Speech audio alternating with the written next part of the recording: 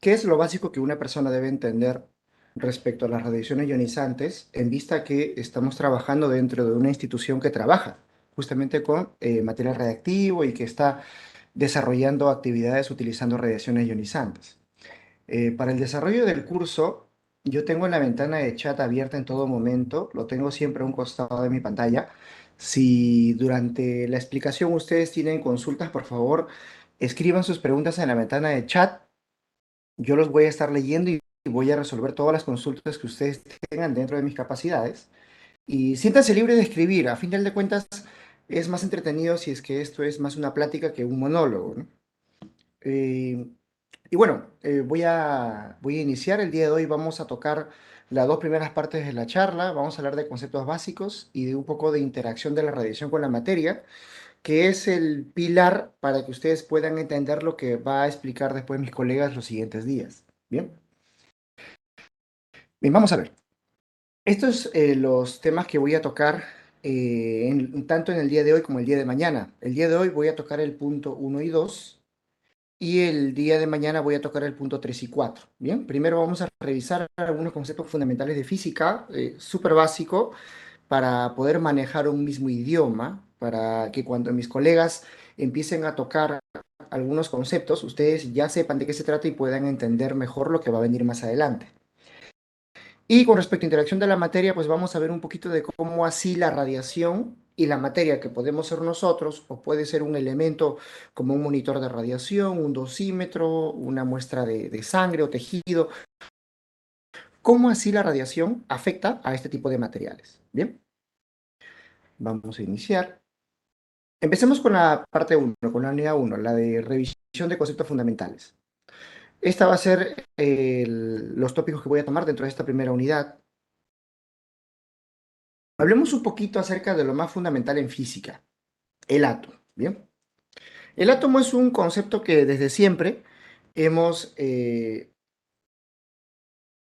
hemos tenido, lo hemos visto desde la escuela, ¿no? ¿Qué es el átomo?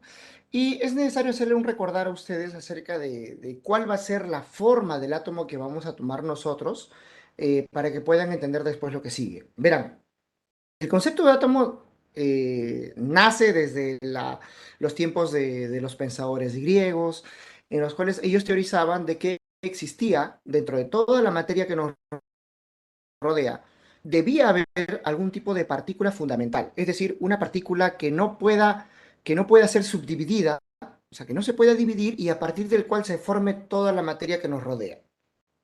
De ahí nace el término átomo, porque etimológicamente hablando, átomo significa sin división. Entonces, esa estructura básica del cual se forma toda la materia se encontró de tal forma que el átomo forma toda la materia que nos rodea, pero no es una sustancia que no se pueda dividir, sino que es un sistema en sí. Y mediante experimentos, mediante teorías que los científicos de la época iban desarrollando, pasó de ser de un concepto tipo una masa, una pelotita con masa, postulado por Dalton en 1803, pasó a evolucionar en una forma cada vez más compleja. Todas estas evoluciones que ustedes pueden ver en la gráfica de la derecha fueron primero formuladas intentando solucionar o intentando explicar algún tipo de experiencia. Conforme estos modelos explicaban o de una forma satisfactoria podían explicar los experimentos que se encontraban, iban siendo considerados como válidos hasta que se desarrollaban nuevas experiencias que descartaban esa teoría. Entonces se creaba una nueva forma, se volvía a experimentar con él hasta que finalmente se descartaba y así íbamos pasando y pasando de modelo en modelo.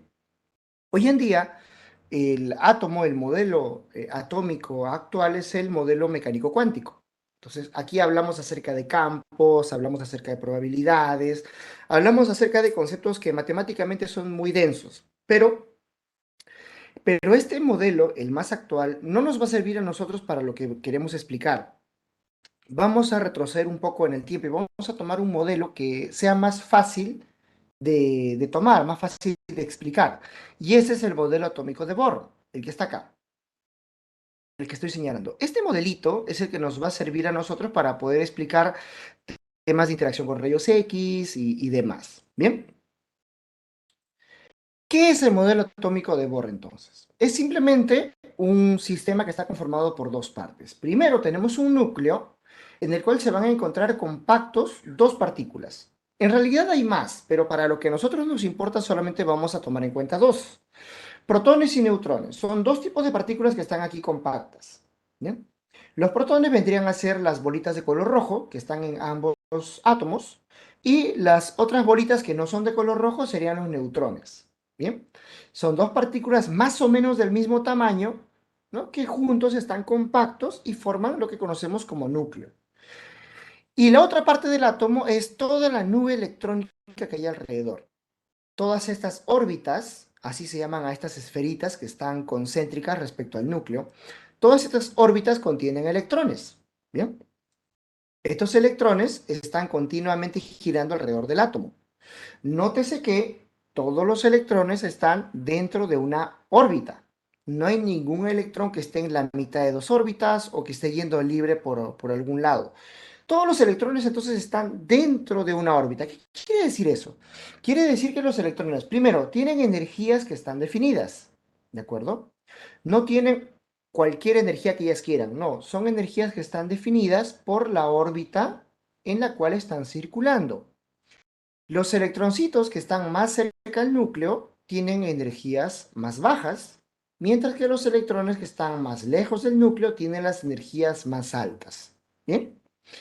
Entonces, ¿qué es importante de aquí? Cuando nosotros hablemos acerca de rayos X, seguramente han escuchado hablar de rayos X conforme ustedes han estado en IPEN, han escuchado hablar de ese tipo de radiación. Ese tipo de radiación se origina justamente en la nube de electrones. Estos electroncitos que están en órbitas bien definidas pueden saltar de una órbita a otra, ya sea por iniciativa propia o porque hay algún agente externo que las fuerce a moverse de una órbita a otra. ¿Bien? Entonces pueden haber saltos y producto de esos saltos de los electrones de una órbita a otra es que aparecen los famosos rayos X. Todos los rayos X, tanto para medicina, para industria, para investigación, todos los rayos X que nosotros trabajamos, todos son originados en la nube de electrones. ¿De acuerdo? Y eso lo vamos a explicar un poquito más adelante. Bien. Cuando hablamos, seguramente también han escuchado hablar ustedes de radiación gamma, partículas alfa, partículas beta, positrones y demás. Todas esas radiaciones, que no son rayos X, todas las demás radiaciones se van a originar en el núcleo. ¿Bien? El núcleo de algunos átomos son estables y de otros átomos son inestables. Un átomo estable permanece permanente en el tiempo. No se altera, no se transforma, no se modifica. Pero los átomos que son inestables, no. Los átomos que son inestables es porque tienen dentro de su núcleo algún tipo de sistema que no puede permanecer mucho tiempo o no puede permanecer constante en el tiempo, mejor dicho. Entonces, para poder lograr una estabilidad, tiene que transformarse. Hay diferentes formas de transformarse aquí adentro. Puede un protón convertirse en un neutrón, puede un neutrón convertirse en un protón, puede este átomo absorber un electrón que esté alrededor y diversas formas más que ya vamos a ver en el siguiente capítulo. ¿Sí? Entonces pueden haber muchas formas en las cuales se transforma este núcleo y este átomo se transforme en otro elemento. ¿Bien? Si era un elemento A, se va a transformar en un elemento B emitiendo radiación, que puede ser, cuando se parte el núcleo, puede ser partículas alfa, partículas beta, positrones, neutrones y demás. ¿Bien? Entonces, todas las radiaciones ionizantes con las cuales trabajamos en IPEN se originan en el átomo. ¿Bien? Ya sea los rayos X en la nube de electrones o todas las demás radiaciones en el núcleo. ¿Bien? Eso para que quede claro. Además, eso por un lado, por parte de las fuentes, pero si hablamos acerca de si estos átomos también son los elementos que componen, por ejemplo, el cuerpo humano. ¿No? Nosotros estamos compuestos de átomos. Entonces, ¿qué pasa cuando la radiación ionizante llega a nosotros? La radiación ionizante lo que hace es actuar a nivel atómico. Es decir, lo que hace la radiación ionizante, radiación gamma, rayos X, partículas alfa, beta, neutrones, todas esas radiaciones lo que hacen es interactuar con los átomos que componen nuestro cuerpo. ¿De acuerdo? Y cuando interactúan con esos átomos, lo que van a producir es ionización, que ya les voy a explicar qué cosa es. Pero básicamente es una alteración de este átomo. Van a alterar el sistema, van a modificarlo. Y si modifican los átomos, van a modificar a su vez también sistemas más grandes, como las moléculas, y a la postre también van a alterar o modificar las células, y van a modificar nuestros tejidos y órganos, y bueno, se va a producir lo que vamos a hablar también el día de mañana. Este es un desglose de lo que vendría a ser un átomo, ¿no? Tenemos un átomo, tenemos el núcleo. Dentro del átomo tenemos el núcleo que está compuesto por protones y neutrones, ¿no? La P significa protón y la N significa neutrón. Esto vendría a ser el núcleo. Si desglosamos el núcleo y tomamos solamente uno de los elementos, por ejemplo, el protón, entonces este es un elemento que, comparado con el electrón, nótese que aquí lo que hay es el tamaño de estos elementos. Básicamente, para resumirlo, un protoncito es unas aproximadamente 2000 veces más grande que un electrón. Hablamos de tamaños que son, un electrón es una partícula súper pequeñita, mientras que el protón es una partícula muy grande, unas 2000 veces más grande. ¿Bien?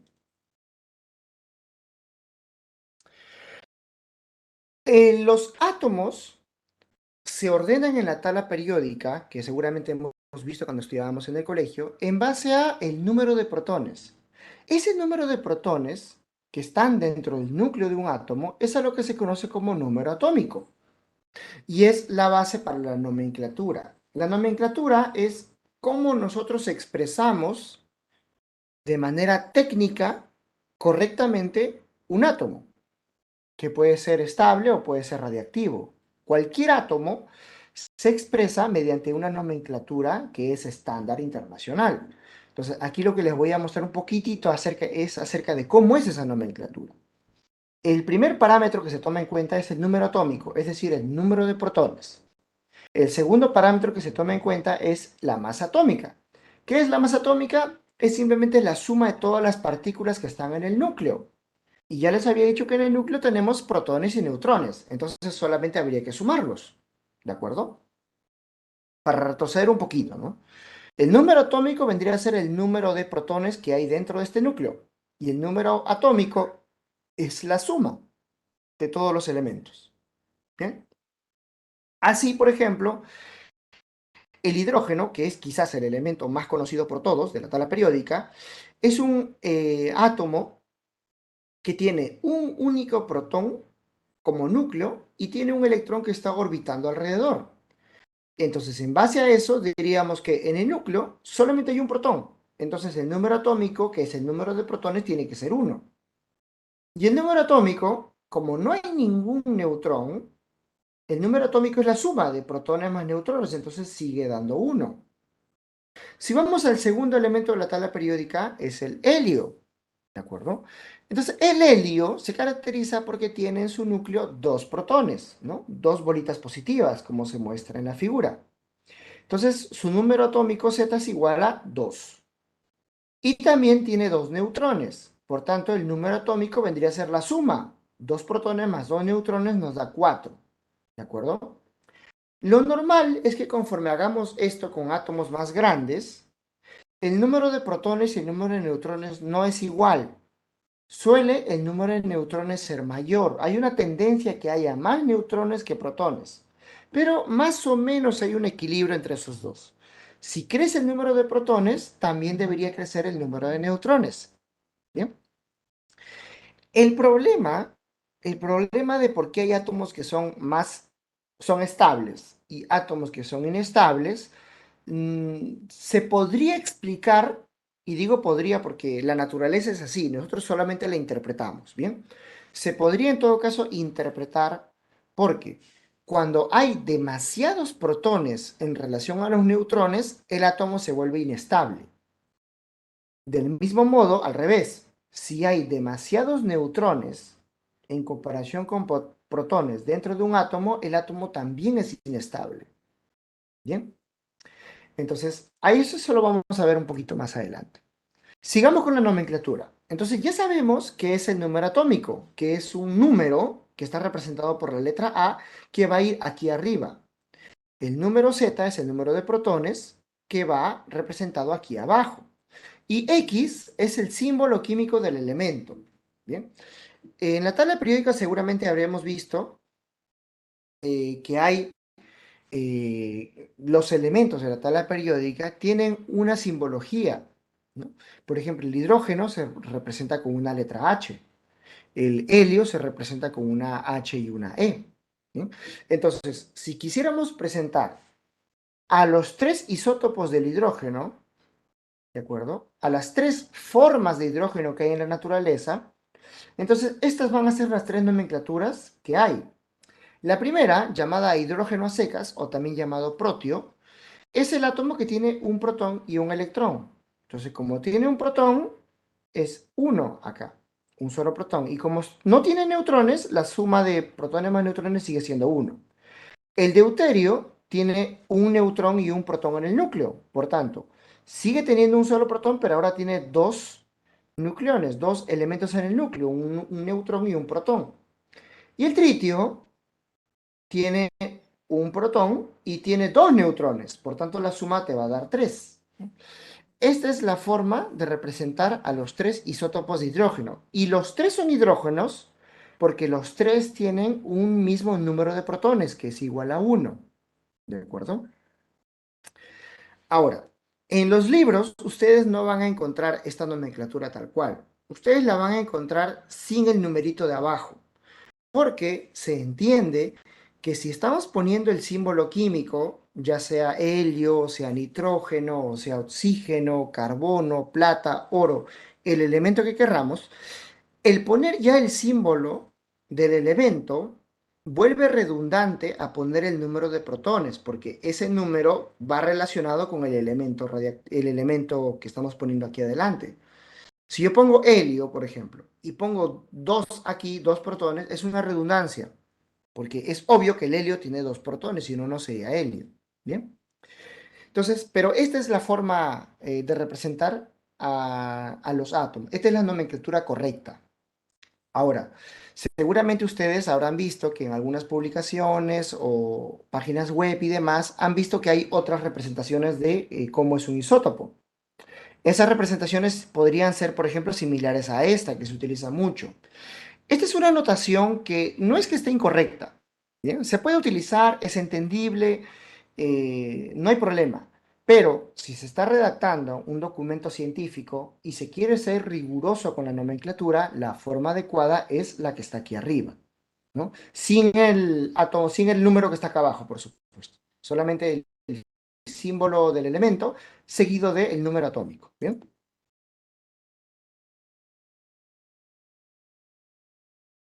Les quería mostrar aquí un poco qué son isótopos, ¿no? Para recalcar lo que le dije hace un momento. Se llama isótopos a átomos que tienen el mismo número de protones.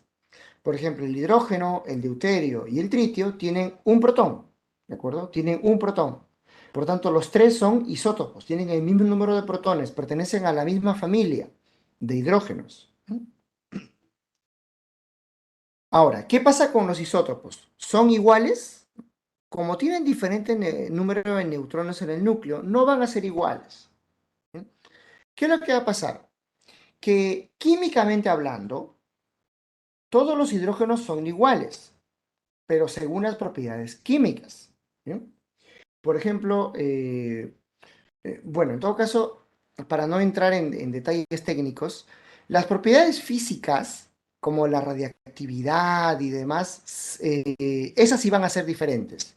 Por ejemplo, el hidrógeno es un elemento estable, el deuterio es un elemento estable, pero el tritio no es estable, es radiactivo, ¿de acuerdo? Entonces, es un elemento radiactivo, ¿por qué? Porque tiene demasiados neutrones y este átomo no puede permanecer mucho tiempo, o no permanece estable en el tiempo, mejor dicho.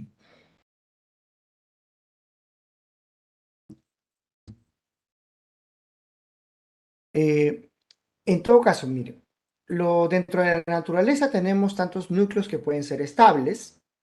Los núcleos estables no tienen capacidad de emitir radiación. Esos núcleos estables se forman, están en la naturaleza y permanecen en la naturaleza. Los átomos que están estables en la naturaleza no se transforman, simplemente van cambiando sus propiedades, pasan de sólido a líquido, de líquido a gaseoso, forman parte de ciclos de transformación, pero los átomos siguen siendo átomos del mismo elemento. ¿Sí? Un átomo de oro, por ejemplo, va a seguir siendo átomo de oro durante toda su vida si es que el átomo es estable. Desde la creación de la Tierra hasta el fin de los tiempos va a seguir siendo un átomo de oro. ¿Bien? Sin embargo, hay núcleos que no son estables, que son llamados inestables. ¿Sí? Entonces, estos núcleos son los que van a emitir las radiaciones, las partículas alfa, las partículas beta, las radiaciones gamma, entre otros.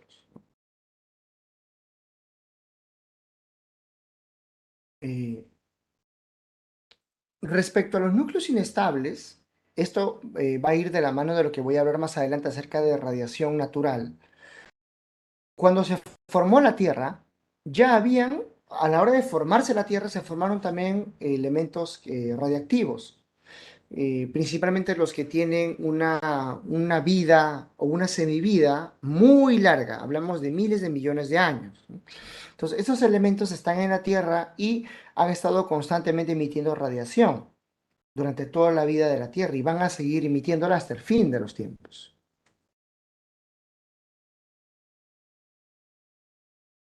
Por tomar algunas definiciones, las, eh, las radiaciones, el término radiación, ¿de acuerdo? Para poder ponerlo bien en contexto, es, por un lado, puede ser tanto partículas como ondas electromagnéticas. Bien, pueden ser tanto, como les comento, partículas u ondas electromagnéticas. Estas radiaciones se van a propagar desde una fuente que justamente las va a emitir y estas radiaciones son las que van a influir sobre los átomos que hay alrededor. ¿Bien? Ese es el concepto de radiación. Puede ser energía pura, que son las ondas electromagnéticas, o pueden ser partículas. ¿Bien? Y el otro concepto que se utiliza mucho en las aplicaciones con fuentes radiactivas es la radiactividad. ¿Bien? La estoy recalcando aquí para que ustedes puedan darse cuenta de cuáles son las diferencias entre una y otra. La radiación es aquello que se emite, ¿de acuerdo? Vamos a hacer la analogía con una pistola y las balas, ¿bien? Las radiaciones son las balas, las partículas que van a ser emitidas. En cambio, la radiactividad es un fenómeno asociado a un elemento. Podríamos hacer la analogía con una pistola, ¿no? La pistola tiene la capacidad de poder emitir balas. Entonces, hay elementos que se dicen radiactivos porque tienen la propiedad de emitir radiación. ¿Bien? Entonces, la reactividad es un fenómeno de transformación espontánea. Quiere decir que de manera independiente, un elemento radiactivo está emitiendo radiación al exterior. ¿Bien? ¿Qué es radiación? Pues partículas u ondas. ¿De acuerdo? Cuando hablamos, por ejemplo, de yodo radiactivo, el que se produce en la planta de producción de radioisótopos. Cuando hablamos de uranio, por ejemplo, que es el combustible del reactor nuclear, estos elementos son radiactivos, es decir, que son elementos que tienen la propiedad de radiactividad. ¿Bien? ¿Y qué es lo que emiten estos elementos radiactivos? Radiación. En el caso de uranio, que es el núcleo del reactor nuclear, lo que hacen es emitir neutrones y a la vez también emiten energía. Si hablamos acerca del yodo radiactivo que se produce en la planta de producción de radiofármacos, estaríamos hablando de radiación de emisión beta, de emisión gamma. Entonces, estos dos conceptos van muy de la mano, pero son dos cosas distintas. Espero que quede más o menos entendible qué es lo que he querido decir. Y una pequeña observación, miren, para que noten que son diferentes. Los rayos X son un tipo de radiación que está presente en la naturaleza, pero no se puede aprovechar los rayos X de la naturaleza. Porque como son radiación de baja energía, y los rayos X suelen venir acompañados de radiación gamma, que es mucho más energético, entonces los rayos X terminan siendo opacados, terminan siendo no tomados en cuenta, porque la radiación gamma, como tiene más energía, es la que nos importa. ¿Bien? Entonces, los rayos X naturales, o los que se encuentran, los que se emiten de fuentes radiactivas, artificiales o naturales, no son útiles. Pero el ser humano aprendió a cómo generar de forma artificial los rayos X.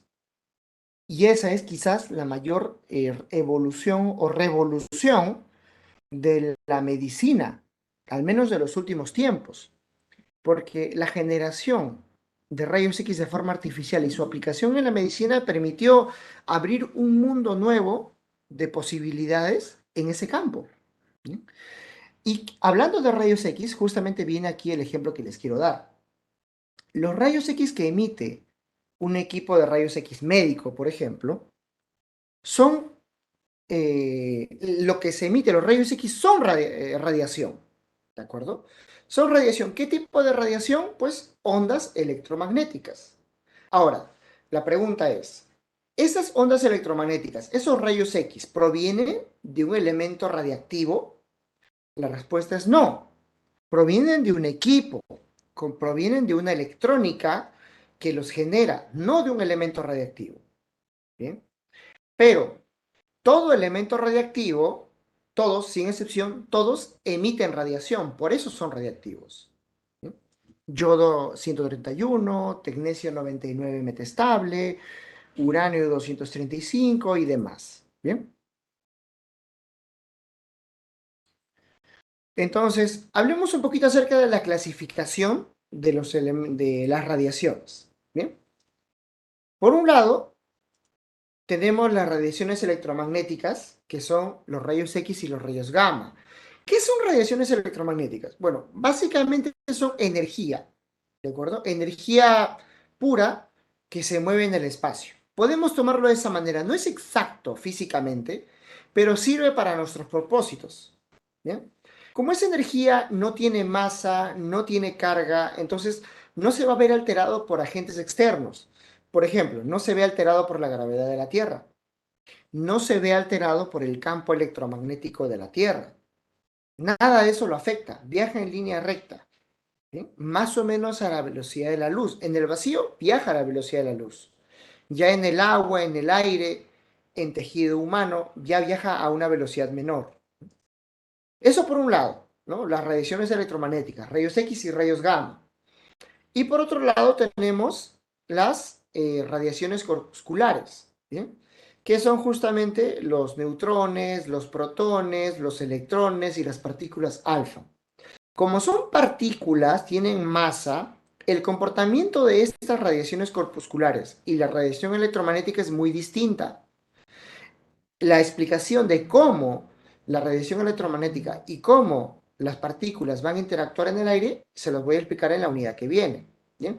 Pero estas son dos, es una forma de clasificar a las radiaciones ionizantes. ¿Bien? Todas estas son radiaciones ionizantes. Otra forma de clasificar a las radiaciones ionizantes es por su origen.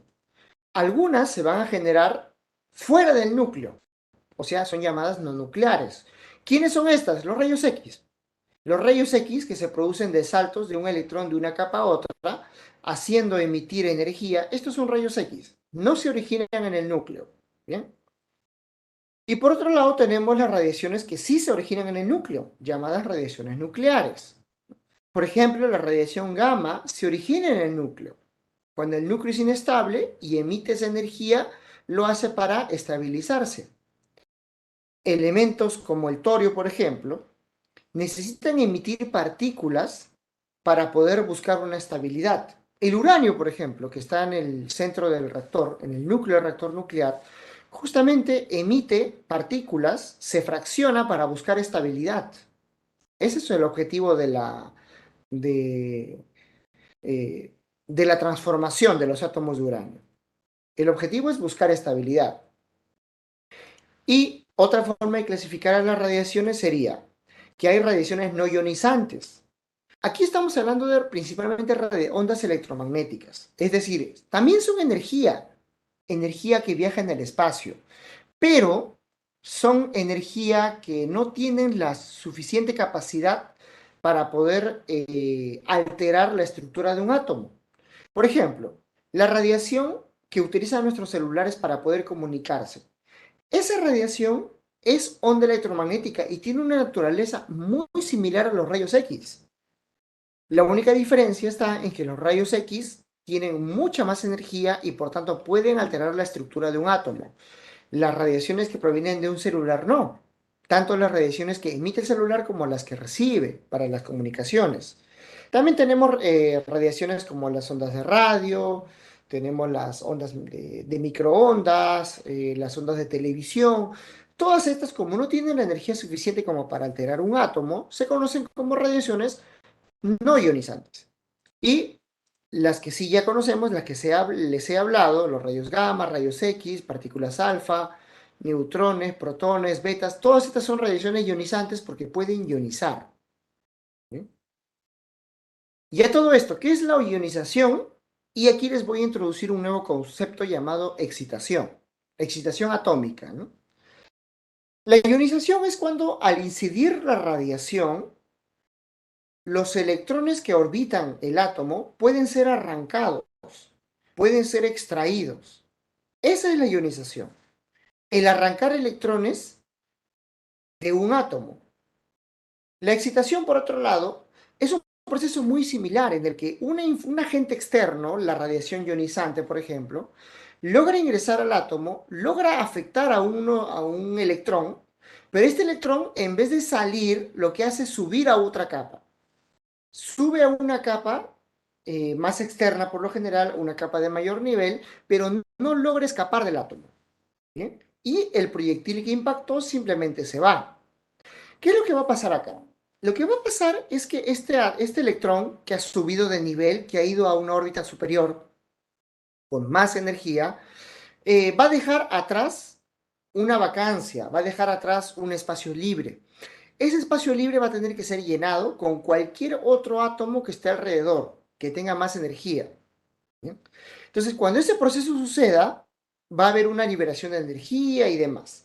Pero para todos los casos, este proceso es un proceso que no permanece en el tiempo, es un proceso inestable. Entonces, un átomo que ha sufrido este cambio, una subida de nivel de un electrón a otro, se dice que ha sido excitado porque se encuentra en un estado de mayor energía, pero que no permanece en el tiempo, sino que va a volver a su estabilidad mediante otros mecanismos. ¿Bien? Les quería hablar un poquito acerca de la definición de actividad. La actividad es un concepto que utilizamos mucho cuando nos queremos referir a una fuente. Cuando hablamos de fuentes radiactivas, las artificiales, lo primero que nos va a importar a nosotros, después de saber qué elemento es la actividad. ¿Bien? Porque la actividad es uno de los parámetros que nos va a decir a nosotros qué tan peligroso es una fuente radiactiva, ¿correcto? Una fuente radiactiva que tenga una alta actividad será más peligrosa que una fuente radiactiva que tenga una baja actividad. Pero para entender qué es actividad, veamos lo siguiente. La actividad se define como una razón de decaimiento radiactivo de una muestra. Es decir, cuántos o una cantidad de átomos que van a decaer en una unidad de tiempo. Una unidad de tiempo es un segundo. ¿Sí? Sabemos que una fuente radiactiva es una masa que contiene una cantidad de átomos tremenda. ¿De acuerdo? Pueden ser millones, trillones y demás átomos presentes en una fuente radiactiva. Pongámosle yodo radiactivo, tecnesio, cesio, cobalto, uranio, cualquier elemento radiactivo que nosotros deseemos, todas están compuestas por átomos que están decayendo, que están transformándose, que están emitiendo radiación. La pregunta es, ¿cuántos átomos están decayendo en un segundo? Esa es la definición de actividad. ¿Bien? La actividad de una fuente radiactiva se puede medir de manera oficial, ¿de acuerdo? De manera oficial en el sistema internacional se mide en becquerels. Becquerel es una unidad formada en honor a un científico de la época en la cual se desarrolló toda esta teoría, Henri Becquerel. Entonces, como una especie de tributo a esa persona, se definió la unidad de actividad como becquerel. ¿Bien? Entonces, el becquerel significa la cantidad de átomos que se transforman en un segundo, ¿no? Cantidad de núcleos, mejor dicho. Esa es la unidad del sistema internacional, pero comúnmente también trabajamos con otra unidad distinta llamada Curie. También esto es en honor a la científico Madame Curie o Marie Curie, que también es la primera mujer en recibir 2 premios Nobel en física y en química por sus descubrimientos y sus avances científicos en el estudio de los elementos radiactivos. Entonces, el Curie y el Becquerel, como son unidades que expresan lo mismo, decaimiento radiactivo, tienen una equivalencia. Un Curie equivale a 3,7 por 10 a la 10 becquerels, ¿de acuerdo? O también 37 gigabecquerels, ¿no? Son formas de equivalencias. Un Curie, que un átomo, perdón, que una fuente radiactiva tenga una actividad de un Curie, quiere decir que en un segundo, 37 gigaátomos, o sea, serían 37, 3,7 por 10 a la 10 átomos, están desintegrándose en un segundo. Eso es lo que quiere decir. La cantidad de átomos que hay en una muestra, en una fuente radiactiva, es mucho mayor que este valor, pero 10 a la 10 es una cantidad tremenda. Si nos hacemos una idea, 10 a la 10, si doblásemos una hoja de papel a la mitad y luego otra vez a la mitad y otra vez a la mitad y a la mitad y a la mitad y le hiciésemos este número de veces, la altura de esa hoja de papel sería pues tremenda, podría llegar hasta el espacio, ¿no? Entonces es una cantidad muy grande de átomos. ¿Bien? Un Curie, por lo general, suele ser una actividad que representa a una fuente peligrosa. ¿Bien? Por ponerles un ejemplo, una fuente radiactiva que se utiliza para calibrar monitores de radiación, que está dentro de un blindaje más o menos importante en una sala de pruebas, está en el orden de los curies, 20 curies, 10 curies. Si ya hablamos de una fuente radiactiva muy peligrosa, estaríamos hablando de una fuente radiactiva, por ejemplo, las que se utilizan en irradiación de productos, en las cuales hablamos de fuentes radiactivas con millones de curies o miles de curies, dependiendo de la práctica. Si bajamos y vamos de curie a unidades que son más pequeñas, podríamos ir al milicurie. Sabemos que el prefijo mili significa 10 a la menos 3, o sea, dividido entre 1000. Así como de un metro pasamos a un milímetro, ¿no? Haciendo una división entre 1000. Del mismo modo, un curie podemos pasarlo a milicurie haciendo una división entre 1000. Un milicurie suele ser una actividad para una fuente, digámosle, mediana. ¿Bien? No es una fuente peligrosa, pero es una fuente con la que hay que tener cuidado. ¿Bien? Por ponerles un ejemplo práctico, eh, las fuentes de yodo y tecnesio que son producidas en la planta de producción de radioisótopos, sus actividades están en el orden de los milicuries. ¿Bien? Son fuentes radiactivas que no son, o sea, no tienen el potencial para poder matar a una persona, pero sí son fuentes radiactivas con las cuales hay que tener los cuidados pertinentes. ¿Bien? Si ya pasamos a microcuries, estamos hablando de fuentes radiactivas muy pequeñas.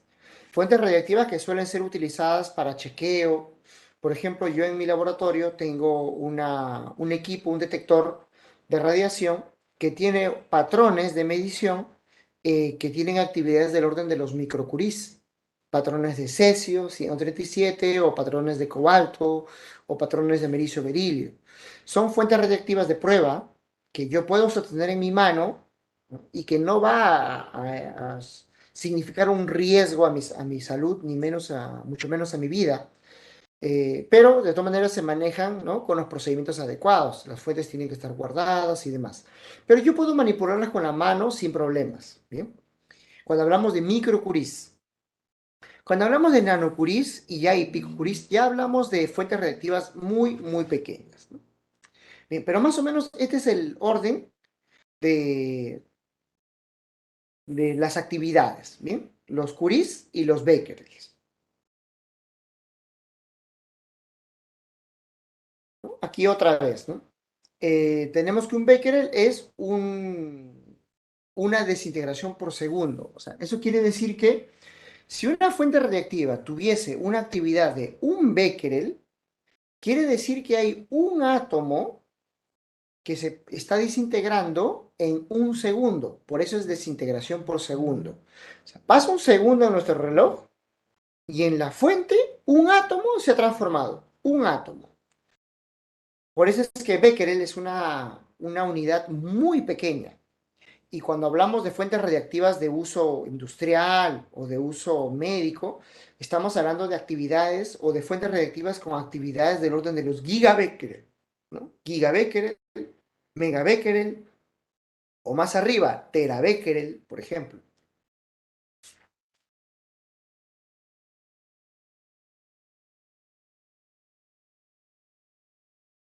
Ah, por cierto, les quiero comentar, en la zona donde estoy, donde yo vivo, han habido algunos cortes de luz en la última hora. Felizmente ahora no está pasando, pero si por A o B estoy hablando y ustedes notan que desaparezco, o sea, ya no me ven y que además la, la presentación se pausa y demás, lo más probable es que se haya ido la luz en mi casa y me van a esperar un minuto a que yo me reconecte utilizando el internet de mi celular para poder seguir con la charla, ¿sí?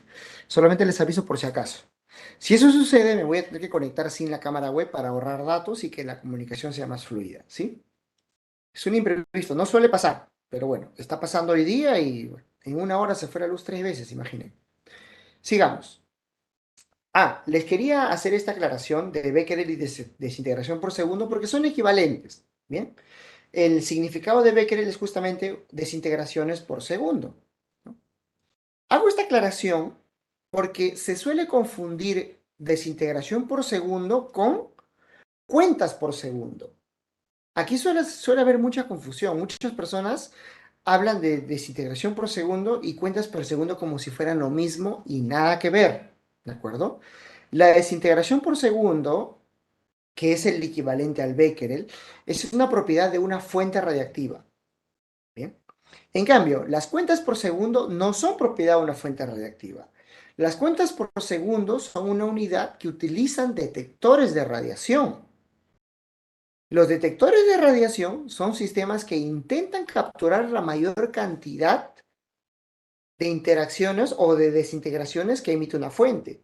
Intentan la mayor cantidad que pueda, pero no existe un detector de radiación que pueda captar el 100% de todas las desintegraciones que se producen en un átomo. No se puede llegar al 100%. Algunas se te va a tener que escapar, por más ingenioso que sea tu dispositivo.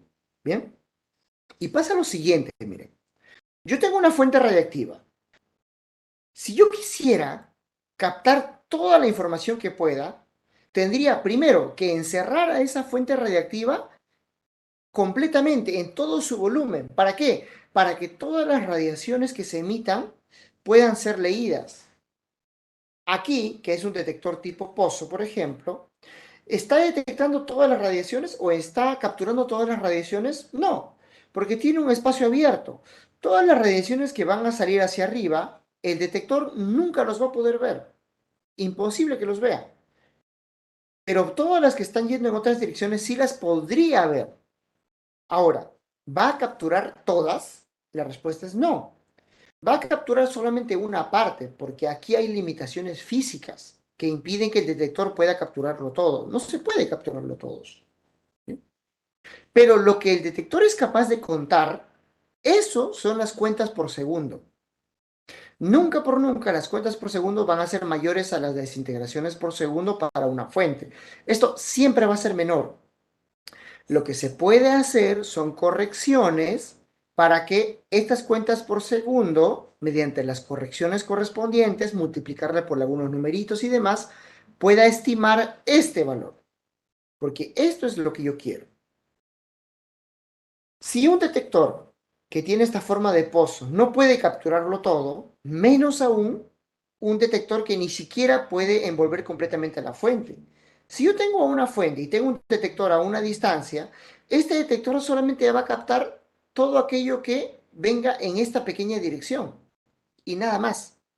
Todo lo que se va en otra dirección no lo va a poder capturar, no lo va a poder leer. ¿Bien? Imposible que lo lea. Y lo que llega en la dirección del detector, ni siquiera eso puede leerlo completamente. Algunas se van a ir y el detector no lo va a poder capturar. Son limitaciones físicas. ¿Bien? Entonces, las cuentas por segundo es lo que el detector puede medir. Y la desintegración por segundo es lo que emite la fuente. ¿Bien?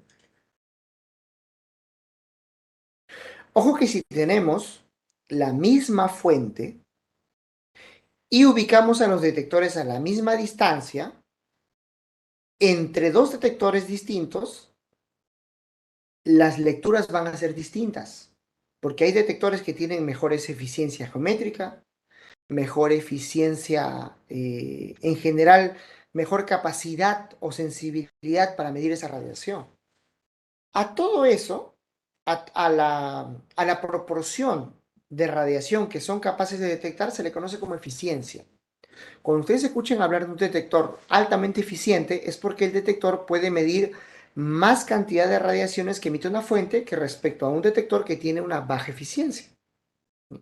Seguramente alguna vez habrán, quizás los que están en logística y han tenido que hacer compras, han ojeado las especificaciones técnicas de un detector y habrán visto que un detector de germanio o un detector de yoduro de sodio con una eficiencia mayor al 70%. ¿Qué significa esa eficiencia mayor al 70%? Significa que el detector tiene que estar diseñado para que, como mínimo, lea el 70% de las radiaciones que emite la fuente. Eso es lo que significa. Y eso está estandarizado. Ojo, eso se estandariza, ¿bien? Los fabricantes pueden producir, dependiendo del grado de pureza, lo fino que sea la electrónica, lo sofisticado que sea el software, pueden crear sistemas que pueden detectar mayor, mientras mejor sea el sistema, una mayor eficiencia, ¿bien? Que no es lo mismo que sensibilidad. Ojo, son dos conceptos distintos. Los decaimientos radiactivos que podemos listar de las fuentes radiactivas que trabajamos son las principales, decaimiento alfa, que emite partículas alfa que son utilizadas en industria y en medicina. Ya les voy a explicar cuáles son las propiedades de la partícula alfa. También las betas, que son partículas, que son básicamente electrones. Ya les he dicho que los electrones son partículas que tienen carga negativa, y que son pues relativamente pequeñas si las comparamos con los protones o los neutrones. Estas partículas beta son muy utilizadas en industria, también muy utilizadas en medicina, porque tienen propiedades muy útiles. También tenemos los neutrinos. Bueno, los neutrinos son un tipo de radiación que no podemos utilizar, porque ni siquiera podemos detectarlos. ¿No? Tenemos los decaimientos gamma, tenemos la emisión de fotones y bueno. Y tenemos las fisiones espontáneas, que es lo que se produce con el uranio, por ejemplo. Estos son los principales tipos de decaimientos radiactivos, de las fuentes radiactivas. No se incluye aquí rayos X porque los rayos X no se producen en el núcleo, se producen en la nube de electrones. Bien. Les quiero mostrar aquí la tabla periódica que todos hemos conocido desde la escuela en comparación con la carta de nucleídos. o la tabla periódica de isótopos. ¿Bien?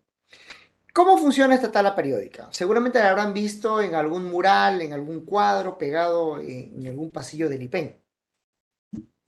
Si han visitado el reactor de investigación, que está ubicado en sede central, entonces habrán visto seguramente esta tabla periódica puesta en un muro grande.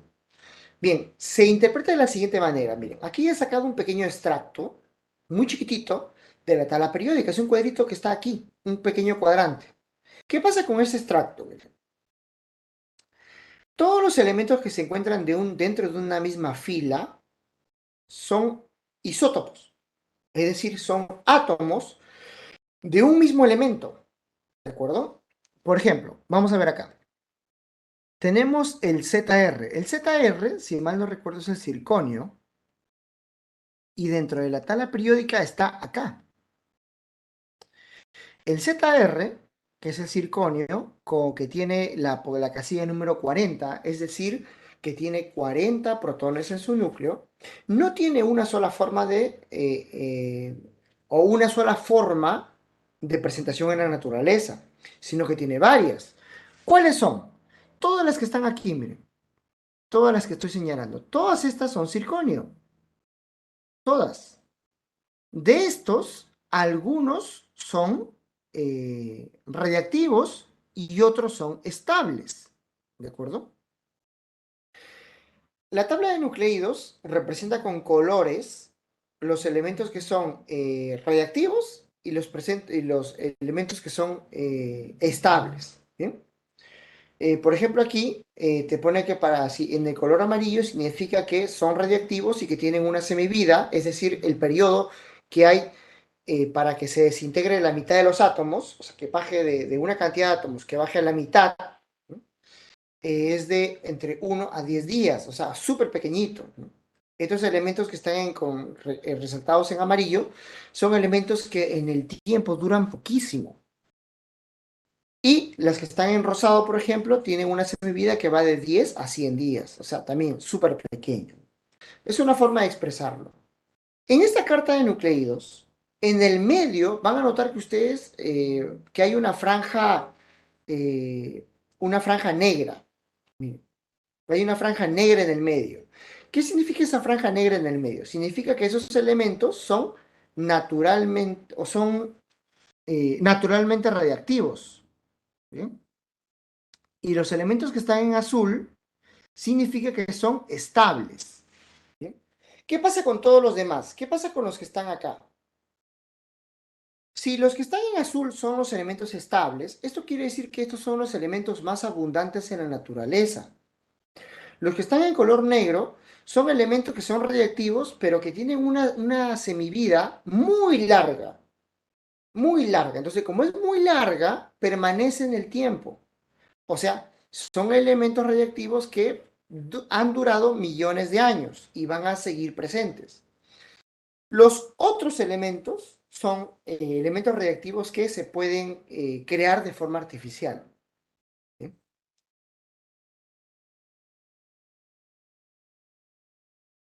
Hablando un poquito acerca del decaimiento radiactivo, hablando un poquito, no entrando mucho a tecnicismo, sino hablando acerca de los materiales radiactivos propiamente dicho, el elemento, el átomo que es radiactivo, se le llama padre o también se le llama madre, dependiendo de la nomenclatura, dependiendo del libro o el texto que ustedes estén revisando.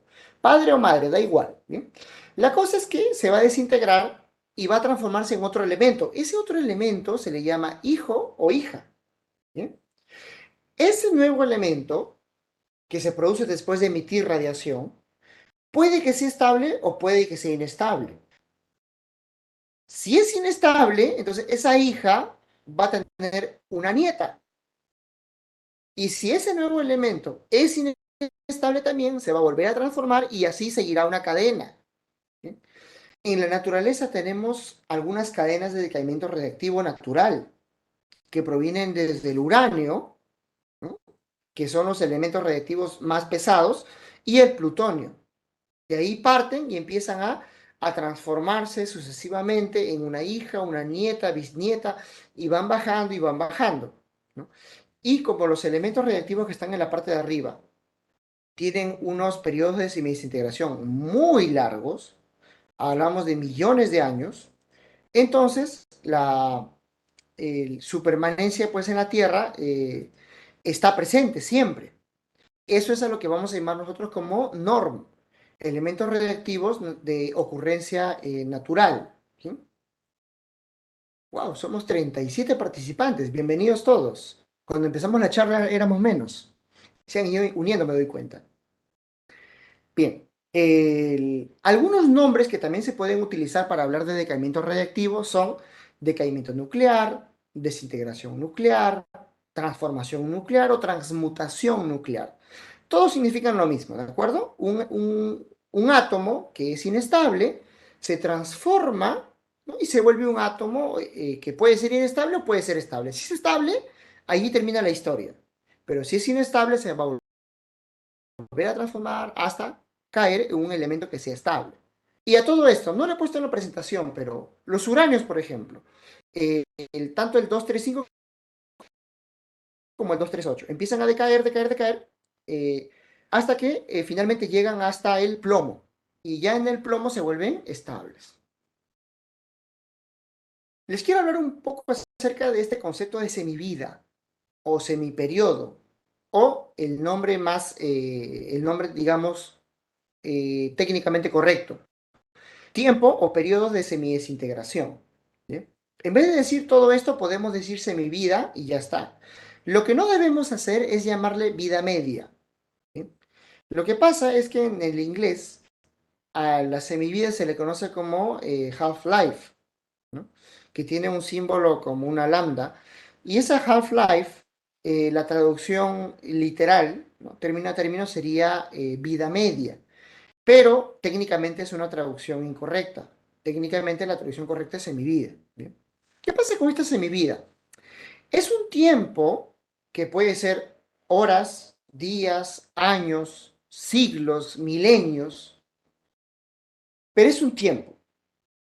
Es un tiempo en el que si tenemos una cantidad de átomos radiactivos, digamos 30 átomos radiactivos, como muestra la gráfica, en un tiempo cero, es decir, cuando yo voy a arrancar mi cronómetro desde cero, arranco el cronómetro y cuando 30 se vuelve la mitad, es decir, 15, yo paro el reloj.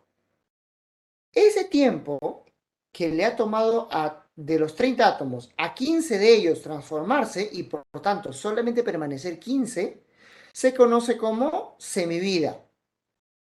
Y es un parámetro súper importante porque permite saber cuándo o con qué rapidez un átomo se va a desintegrar. Cuando nosotros hablamos acerca de elementos como, por ejemplo, el yodo radiactivo 131 o tecnesio 99 metastable, hablamos de semiperiodos o semividas del orden de las horas o los días. En el caso de tecnesio 99 metastable, 6 horas, y en el caso del yodo 131 hablamos de 8 días. Pero son periodos cortos en los cuales la actividad va a caer a la mitad. ¿Esto para qué sirve? Sirve para poder saber, ¿no? Cuál es la utilidad de una fuente radiactiva. Sabiendo cuánto es la actividad del yodo, por ejemplo, los especialistas en medicina nuclear saben cuánto tiempo les va a durar la, una, una muestra de yodo radiactivo para poder ser aplicado a los pacientes. Pueden saber cuánto tiempo, una vez aplicado el yodo radiactivo en los pacientes, cuánto tiempo esa persona, ese paciente debe permanecer aislado para no irradiar a sus familiares o amigos. Sirve también para propósitos de seguridad. Miren, llega una llamada de emergencia a la central de atención a emergencias que tenemos nosotros en el IPEN, que es el SENAER, ¿de acuerdo? Llega una llamada informando que se ha encontrado abandonado en el lecho de un río, en una chatarrería o en algún lugar en particular, un bulto que tiene un símbolo radiactivo y la gente se pone alerta, ¿no? Los policías empiezan a acercar la zona, tratan de que la gente no se acerque, entonces ellos llaman a IPEN pidiendo ayuda y también información acerca de cómo ellos deben actuar. ¿Qué es lo primero que hace IPEN cuando recibe ese tipo de llamadas? Pedir información, ¿de acuerdo? Pedir información. ¿De qué se trata? ¿Hay algún sticker visible al cual una persona puede acercarse, tomar una foto y enviarla, por ejemplo? Entonces, si pasa eso, eso ayuda muchísimo porque eh, es una anécdota real, ¿no? Están en un cierto país, llega una llamada de alerta a la central de emergencias de ese país para temas de materiales radiactivos y en el 2020, por ejemplo, les llega una llamada acerca de la presencia de una fuente radiactiva, ¿no? Que ha sido encontrada y tiene una etiqueta que indica yodo 131, o sea, el símbolo I con 131, y que data del año 1900, digamos del 2004. Entonces, si el yodo radiactivo fue fabricado en el 2004 y la llamada es recibida en el 2020, pues han pasado 16 años. ¿Sí? Y los especialistas en seguridad radiológica sabrán rápidamente que el yodo 131 tiene una semivida de 8 días. Y en 16 años, ese yodo radiactivo hoy en día ya no es nada radiactivo prácticamente. O sea, ya es un elemento completamente inofensivo, no tiene ningún tipo de riesgo para la naturaleza. Podrían abrir ese blindaje y como la fuente es líquida, podrían verterlo al desagüe y no pasa nada, porque ya prácticamente no hay material radiactivo. El riesgo a la salud de las personas no es cero, pero es tan baja que no significa nada, prácticamente. ¿Sí? Para eso sirve para un montón de cosas, saber cuál es la semivida de una fuente radiactiva. Pero si esa llamada, 16 años después, desde que se fabrica o desde que se mide la fuente radiactiva, fuese cesio 137, la cosa ya no es igual. ¿Por qué? Porque tal y como ustedes ven en la gráfica, el cesio 137 tiene una semivida de 30 años. Y si la fuente radiactiva abandonada tiene una actividad alta, o sea, es peligrosa o muy peligrosa, o extremadamente peligrosa, ya les voy a explicar un poquito de qué significa eso, y ya han pasado solamente 14 años o 16 años, y la semivida es de 30, quiere decir que esa fuente sigue siendo peligrosa, muy peligrosa o extremadamente peligrosa. Lo sigue siendo, si es cesio. Si es cobalto, también podría seguir siéndolo, porque el cobalto 60, por ejemplo, tiene una semivida de unos 5 años. Entonces, saber la semivida de una fuente es de mucha importancia. El comportamiento de la tasa o la rapidez de desintegración de cualquier elemento radiactivo sigue un comportamiento exponencial, como según la ley matemática que está aquí. Esto está comprobadísimo de forma experimental. ¿Bien? Es la ley de comportamiento o la ley de decaimiento de todas las fuentes radiactivas habidas y por haber, excepto equipos de rayos X. Solo los equipos de rayos X no cumplen esta ley porque no son una fuente radiactiva física o no son un elemento radiactivo, no es un núcleo que se está desintegrando. Los equipos de rayos X son una electrónica que de forma artificial forman la radiación y la emiten. ¿Bien? Entonces, los rayos X, su nivel de radiación permanece en el tiempo hasta que el tubo de rayos X, ¿no? Que está interno en el equipo, empieza a desgastar componentes y la calidad de la radiación que emite ya no es la mejor. Entonces, en ese caso, lo que se hace es el tubo se le destruye y se compra uno nuevo y ya está. ¿Sí? Les quería hablar acerca de esto, pero es un poco técnico esto, ¿de acuerdo? Así que solamente lo voy a explicar muy al ras, ¿de acuerdo? Muy superficial. Las fuentes radiactivas, algunas pueden emitir partículas alfa. ¿Bien? Las partículas alfa son partículas muy pesadas. Como ustedes pueden ver en esta figurita, hay un conjunto de 4 partículas que conforman una partícula alfa, que son el núcleo del elemento helio, es decir, 2 protones con 2 neutrones. Estas partículas alfa son las más peligrosas que hay cuando están dentro de nuestro cuerpo. ¿De acuerdo? Para darles a ustedes un poco de información, extra del curso, les voy a comentar lo siguiente. No sé si ustedes escucharon hablar acerca de el asesinato de un espía ruso, que creo que era de la KGB o algo así. Entonces, esta persona se le quería silenciar y se le suministró un material radiactivo en alguna de sus alimentos y esta persona, después de ingerirlo a cabo de un periodo corto, murió. Mientras se le estaba intentando rescatar o salvarle la vida a esta persona, se pensó en que podría haber sido contaminado con material radiactivo, ya que los exámenes para distintos tipos de males todos daban negativo. Entonces dijeron, de repente con material radiactivo, a final de cuentas, uno de los mayores productores de elementos radiactivos en el mundo es Rusia. Y bueno, se tomó un detector de Geiger-Müller común y corriente, se le monitoreó por todo el cuerpo y no se detectó nada. La persona murió, pero como ese caso no iba a quedar así, entonces se empezó a hacer investigaciones ya con el cuerpo, se hizo las autopsias, se tomaron muestras, hasta que se descubrió que en la sangre había presencia de partículas alfa. ¿Y qué es lo que pasaba con las partículas alfa? Cuando ingresan en nuestro cuerpo, hacen una cantidad de daño brutal, pero las partículas alfa, como son muy pesadas, en un material como por ejemplo el tejido humano, avanzan milímetros. Quizás ni siquiera un milímetro, avanzan poquísimo, pero en ese poquísimo espacio que avanzan, hacen un daño brutal, ¿no? Empiezan a hacer ionizaciones masivas y los tejidos terminan destruyéndose y bueno, es un caos tremendo. Entonces las partículas alfa, si ingresan a nuestro cuerpo, es muy, muy, muy difícil poder tratarlo. Pero si las partículas alfa están dentro de su contenedor, entonces son el tipo de radiación menos riesgosa que existe. Porque una fuente alfa puede ser sellada completamente utilizando plástico, por ejemplo.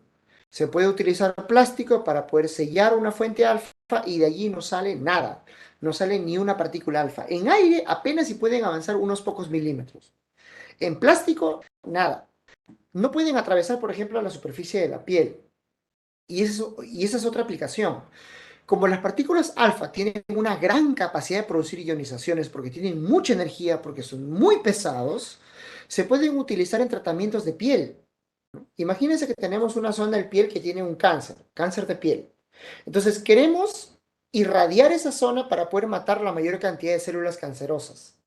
Entonces necesitamos un tipo de radiación que ataque las células de la piel y no más. Porque si es demasiado penetrante, va a atravesar nuestra piel, va a atravesar nuestro brazo y no va a ser lo que nosotros queremos. No queremos que se afecte la zona interior, ya sea de nuestro brazo o de nuestro, no sé, de cualquier parte del cuerpo. Necesitamos un tipo de radiación que llegue a la piel y haga todas las ionizaciones en la zona de la piel que nosotros queremos. Pues para eso están las partículas alfa. Las partículas alfa se utilizan en medicina para tratamiento de cáncer de piel, por ejemplo, ¿no? Un ejemplo de emisión alfa podría ser el elemento radio 226. Bien, esta, como les comentaba al inicio de la clase, es la nomenclatura correcta para representar a un radioisótopo, ¿no? Tenemos el nombre del elemento radiactivo, que en este caso es radio. Tenemos arriba el número atómico 226 para especificar qué isótopo de radio es. Porque no hay un solo tipo de radio, hay más. Y todos esos radios, la única diferencia la van a tener en el número que está acá arriba. Así que aquí la tienen que especificar. Solo el radio 226 tiene este proceso de desintegración. ¿Bien? Aquí el 88 es una redundancia, porque si hablamos de radio, deberíamos saber, a menos los que son científicos, deberían saber que el radio tiene 88 protones en su núcleo. ¿Bien? Pero lo ponen aquí adrede porque quieren mostrar qué pasa cuando hay una desintegración alfa. Cuando hay una desintegración alfa, que tiene dos protones y dos neutrones, los protones que son 88, dos de ellos van a salir. Así que en vez de 88, una vez que se emite la partícula alfa, va a aparecer solamente 86 protones. Dos se van a ir. Y como se han ido dos protones y dos neutrones, el número Ka, 226, pasa a 222. Se resta 4, porque se van dos protones más dos neutrones. Bien, 4. Bueno, este es un ejemplo, ¿no? Otro tipo de desintegración es la desintegración beta positiva, ¿de acuerdo? En la desintegración beta positiva, lo que pasa es que un protoncito, y esto sucede cuando un átomo tiene muchos protones respecto a los neutrones, ¿de acuerdo? Hay exceso de protones. Cuando hay exceso de protones, un protón se va a transformar en un neutrón. Y intermedio a esa transformación va a haber una liberación de energía. ¿Dónde está? Acá. Un protón se va a convertir en un neutrón y va a emitir energía y también va a emitir un beta positivo. ¿Qué es un electrón? Un beta positivo es un electrón, solamente que con carga positiva nada más. Esto se conoce como antipartícula. ¿Sí? Como es una antipartícula, no existe de forma natural. En la naturaleza no hay antipartículas. O en todo caso no hay de forma estable. Lo que va a pasar es que esta antipartícula va a encontrar a su partícula opuesta y se van a eliminar, ¿no? ¿Cómo así? Un ejemplo de un elemento radiactivo, un isótopo radiactivo que tenga una desintegración beta positiva es el nitrógeno 13, por ejemplo. El nitrógeno 13 eh, emite un fotón y finalmente emite después un positrón, ¿no? Un beta positivo. Esto solamente por poner la rigurosidad teórica, pero no es necesario enfocarse en esto. En todo caso, la pregunta podría ser, ¿para qué me sirve a mí estudiar esto? O sea, ¿en qué se aplica? Bien. Se aplica, por ejemplo, en la tomografía por emisión de positrones, PET. Bien. No voy a entrar en detalle de cómo funciona esta tecnología, pero sépanse lo siguiente. Se utilizan isótopos que tienen una alta concentración de protones. Por ejemplo, en este sistema de protones y neutrones tenemos 6 protones y 5 neutrones. Hay muchos protones. Hay un exceso de protones, así que uno de estos protones se va a transformar. ¿Se va a transformar en qué? En un beta positivo, ¿no? Se va a transformar en un neutrón y va a emitir un beta positivo o o un positrón, como llamamos, ¿no? ¿Qué es lo que pasa? Este es el núcleo padre, ¿de acuerdo? Voy a resumirlo lo más simple que puedo, ¿bien? Este es el núcleo padre, este es el protón, que se transforma en un neutrón, y producto de esa transformación se va a emitir un neutrino, que esta es una partícula que sale y se va, no hace nada, se va y desaparece, ¿bien? Es muy difícil medir este tipo de partículas. Y también se va a emitir un positrón, que es un electrón con carga positiva. Este va a seguir un camino errático porque va a producir ionizaciones a su paso, pero al cabo de un intervalo de espacio que es muy corto, va a encontrarse con su antipartícula, que es un electrón, se van a juntar y van a destruirse. Y al destruirse van a aparecer dos fotoncitos, dos radiaciones electromagnéticas, dos energías que se van a emitir con el mismo valor y en sentido contrario, en 180 grados exactos. Estas dos radiaciones son las llamadas radiaciones de aniquilación y se utilizan justamente en esta tecnología del PET, de la tomografía por emisión de positrones. Verán, en la zona donde se quiere obtener la imagen, porque esta es una técnica diagnóstica, es para obtener imágenes, bueno, también es para tratamiento. En una zona del cuerpo donde se quiere producir la imagen, es donde aquí se produce la emisión de estos positrones. Se producen los positrones, se transforman, o mejor dicho, se anulan o se aniquilan con un electrón, y eso se va a producir también aquí en la zona cercana del cuerpo. Se van a emitir los dos fotones, y para saber que la emisión de los fotones, o sea, primero para detectarlo, se pone un arco alrededor de la zona donde se está haciendo el tratamiento, y este arco es un arreglo de detectores en todas las direcciones. Cuando se emitan los dos fotones, se van a detectar en ambos lados de este sistema. Para poder saber que estas emisiones provienen de la aniquilación de un protón y un positrón, tiene que haber una lectura inmediata de un lado y del lado completamente opuesto del detector. Y tiene que hacerse esa detección dentro de un intervalo, que suele ser de más o menos unos 10 nanosegundos, me parece, o 100 nanosegundos, más o menos. Entonces, es un tiempo muy corto de intervalo de tiempo en el cual tiene que haber la lectura simultánea.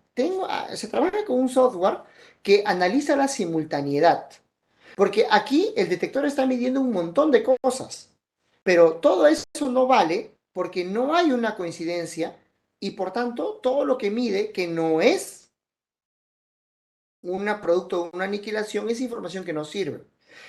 Lo que quiere esta tecnología es medir únicamente las radiaciones provenientes de la aniquilación. ¿Bien?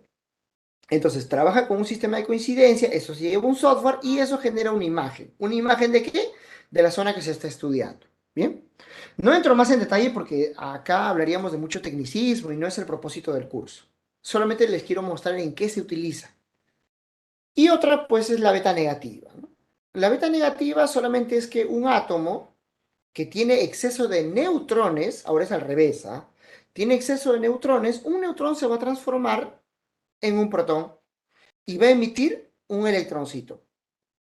Este electroncito que va a salir del átomo se conoce como partícula beta. Nada más. ¿Para qué se utiliza? Bueno, también tiene sus aplicaciones. Como esta partícula beta no es que se elimine al cabo de unos milímetros, no. Esta partícula beta puede viajar centímetros, inclusive metros. Las fuentes como por ejemplo el estroncio 90 o el cobalto 60, que emite betas, ¿no? Pero pongamos el estroncio 90. Es una fuente radiactiva que se utiliza para poder justamente irradiar con betas, ¿sí? Entre otras cosas, ¿no? Entonces, esas partículas betas para poder ser selladas se utiliza, por ejemplo, aluminio o un elemento metálico, ¿no? De baja densidad. El aluminio, un elemento metálico fácilmente moldeable, se utiliza como tapa para la fuente y sellado. Y listo. Eh, bueno, acá hay un ejemplo para emisiones de beta. No voy a entrar en esto, voy a pasarlo de largo para no hacernos muy tarde porque si no se me va el tiempo. Y bueno, hay también otro tipo de equipamiento llamado captura electrónica, pero esto es entrar un poco en tecnicismo. Voy a pasarlo de largo. La radiación gamma, esto seguro que sí la han escuchado, ¿bien? Así que la voy a explicar un poquito. Cuando hablamos acerca de fuentes de cesio 137, cobalto 60, yodo 131, tecnecio 99, cuando hablemos de este tipo de fuentes radiactivas y digamos que queremos proteger a las personas, ¿de qué tipo de radiación las estamos protegiendo? De todas las que emiten. Perfecto. Pueden ser beta positivas, alfas, beta negativas, electrones, pueden ser todos los tipos de radiaciones que ustedes quieran. Pero como son partículas, son fácilmente atrapables dentro de un blindaje. Si le ponemos un blindaje a esas fuentes, vamos a contener el 100% de todas las partículas. Entonces, eso no es un problema muy fuerte a la hora de blindar una fuente. Pero ¿qué pasa? Estas emisiones no siempre vienen solas. Algunas sí, como el estroncio 90, que es una fuente radiactiva que emite betas y nada más. Pero hay otras fuentes radiactivas como por ejemplo el cobalto 60 o el cesio 137 o el yodo 131, que además de emitir betas, también emiten gamas. Gamas que lo que hacen es simplemente bajarle la energía a un átomo. Porque después de emitir la radiación, el átomo queda con menos energía, pero todavía no es estable. Necesita deshacerse de un poco más de energía para poder recién llegar a un nivel estable. Entonces, esa energía que, por ejemplo, aquí me estaba saltando, un átomo emite una partícula y llega a un nivel en el que todavía no es estable. Para lograr su estabilidad, tiene que emitir energía en forma de radiación gamma. Eso es lo que está acá. ¿Cuál es el problema de radiación gamma entonces? La radiación gamma es un subproducto, no es un producto per se, ¿no? Si una fuente emite gamas, no existe una fuente que solamente emita gamas. Todas las fuentes radiactivas emiten otras partículas y la gama es una subconsecuencia, ¿eh?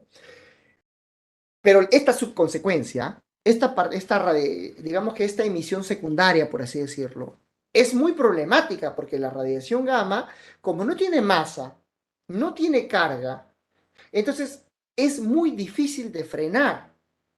Los blindajes que utilizamos para poder contener las fuentes radiactivas están principalmente diseñadas para poder contener a la radiación gamma. Porque como tiene una gran capacidad de penetración, si le ponemos un elemento metálico, aluminio, por ejemplo, o le ponemos acrílico, o le ponemos algún tipo de polímero para poder atenuar la radiación gamma la atraviesa como si no fuera nada, como si no existiera. Necesitamos elementos muy densos como el plomo, por ejemplo, para poder frenarla. Por eso es que ustedes cuando toman una fuente radiactiva y la cargan, van a notar que pesa mucho. Pesa mucho porque lo que está conteniendo a la radiación es plomo. Y el plomo tiene una densidad de 11 y algo, es unas 11 veces más densa que el agua, entonces pesa muchísimo. Un blindaje de plomo importantemente grande es muy difícil de cargar. Cuando se quieren trasladar blindajes de plomo para un equipo de irradiación, por ejemplo, no lo vas a hacer cargándolo con la mano, necesitas grúas. Ahora hace poco, este año, si mal no recuerdo, o no recuerdo cuándo fue, ¿verdad? Se hizo el recambio de la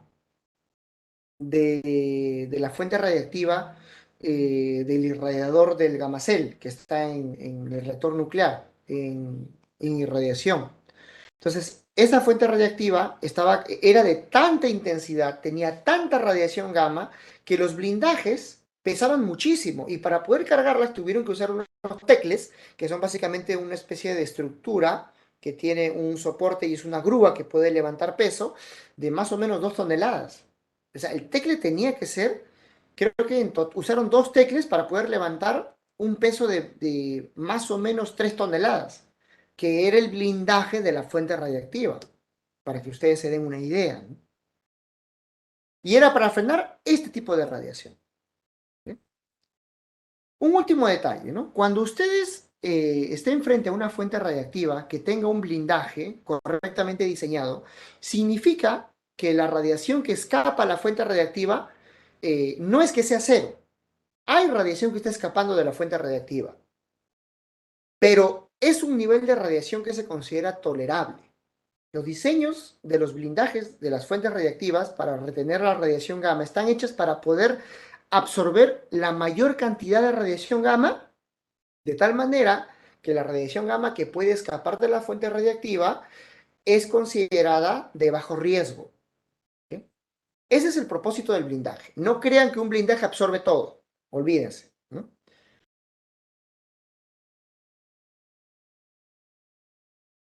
Y bueno, aquí había unos modelos de decaimiento alfa. Este es otro modelo de otro tipo de decaimiento llamado conversión interna, pero bueno, esto es más que todo para personal técnico, así que esto lo voy a pasar de largo, ¿bien? Esto lo voy a pasar de largo. Y aquí me quiero quedar un poquito. Quiero estar dentro del tiempo, 8:26. Yo voy a terminar esta parte. La radiación electromagnética, les quiero comentar, es un abanico grande de formas, ¿de acuerdo? De energía que se transfieren en el aire. Todas las radiaciones que están aquí, que ustedes pueden ver en la figura de abajo, ¿no? Radiación de ondas de radio, de FM, ondas de radio AM, celulares, radar, wifi, ondas de microondas, luz visible, microondas utilizadas para controles remotos, por ejemplo, luces láser, rayos X, rayos gamma y demás. Todas estas tienen una misma naturaleza.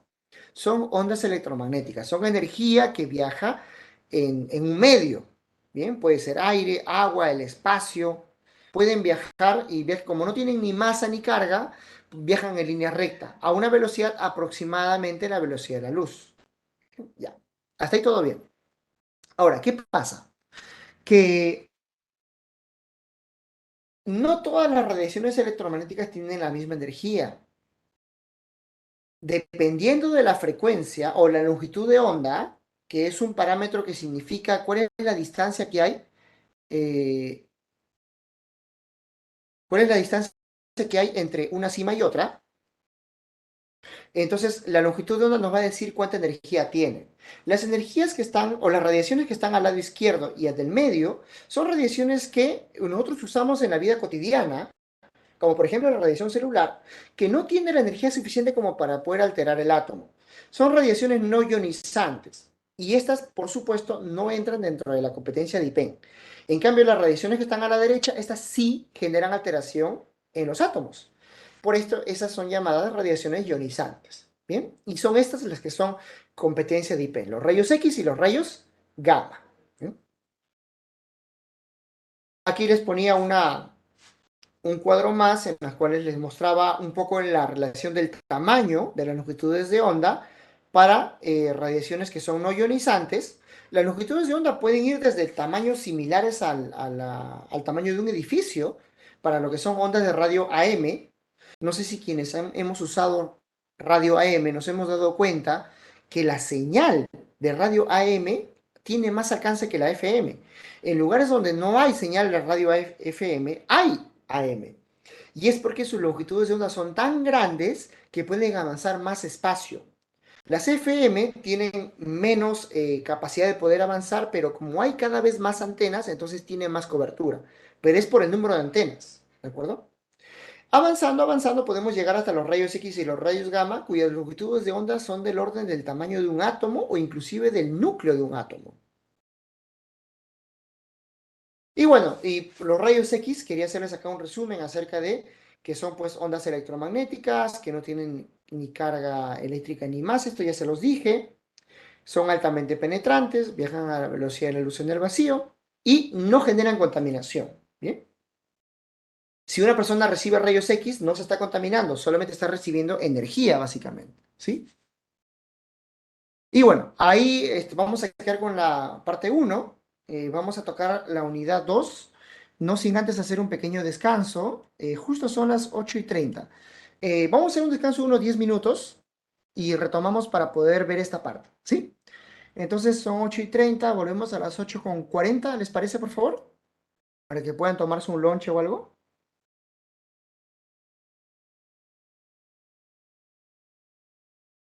Vamos a regresar a las 8:40 p.m. ¿Sí? Bien, permiso con todos, ya estamos volviendo.